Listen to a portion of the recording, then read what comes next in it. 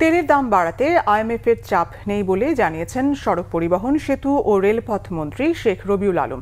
শুক্রবার সকালে রাজধানীর মোহাম্মদপুর শারীরিক শিক্ষা কলেজ মাঠে অভ্যন্তরীণ নৌ পরিবহন কর্তৃপক্ষ বিআইডব্লিউটি এর বার্ষিক ক্রীড়া প্রতিযোগিতা উদ্বোধন শেষে একথা বলেন তিনি। মন্ত্রী আবারও বলেন, আন্তর্জাতিক বাজারের সঙ্গে সমন্বয়ের জন্যই জ্বালানি তেলের দাম বাড়ানো হয়েছে।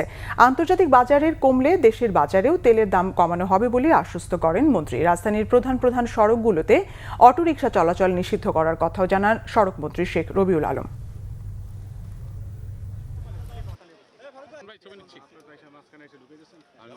চাপ মনে করিনি। আমি বলছি, আন্তর্জাতিক বাজারে আমরা প্রতিদিন যেভাবে ভর্তুকি দিচ্ছিলাম, আমরা তো এ ধরনের একটা উন্নয়নশীল রাষ্ট্র, আমরাই বাড়াইনি এবং দীর্ঘ সময় বাড়াইনি। দাম বাড়ার পরও তার মানে হচ্ছে we tried hour level best. কিন্তু দেখা যাচ্ছে যে পাচার হওয়ার একটা সম্ভাবনা থেকে যাচ্ছে।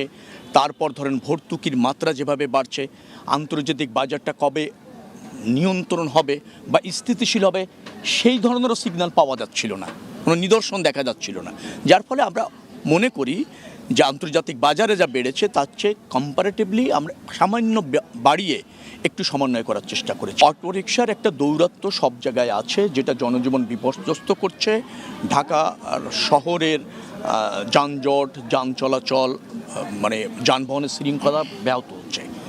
যার ফলে আমরা সিদ্ধান্ত নিয়েছি প্রধান সড়ক, প্রধান এলাকা পর্যায়ক্রমে অটোরিকশা প্রবেশ নিষেধ করা হবে।